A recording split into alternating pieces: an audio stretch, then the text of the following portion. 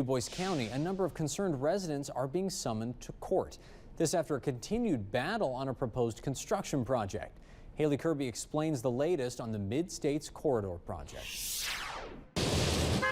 In Dubois County, a proposed project is concerning hundreds. The Mid-States Corridor is it's a new terrain road, which makes it very disruptive to our community. A 4-lane highway creating a quicker passage for transportation of goods that at the same time would destroy land and homes for many. We're not the only ones. There's 156 homes and 1,800 acres of farmland being destroyed by this road. I feel sorry for homeowners. You know, taking our land is bad enough, but for homeowners to have to relocate. David Ring is a member of a group opposed to the Mid-States Corridor. He says they're hoping to get this project terminated and that the construction will not just impact the land. This road is going to bypass two towns here, Honeyburg and Jasper.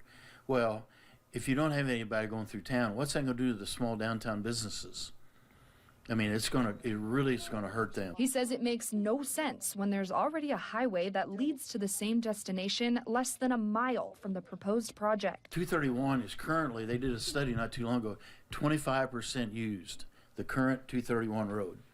So why build a 4-lane road and ruin all this county people's property? Oh, I will, don't you? You know, just for a few people to get their trucks out of town a little faster. However, INDOT continues to move forward. Members of the opposing group now saying surveyors have been on their land. They're saying that they have every right in the world to go on your property, which they do, but it's the process that they were using. They were just coming on and not asking you, and it's private property. In December, a number of people impacted by the project sent cease and desist letters to INDOT that said, quote, "I do not consent to any representatives entering any portion of my property." It goes on to read, quote, "If you intend to enter my property, you will need to obtain a court order." That letter has now been met with a court summons. They said some people in the group were threatening.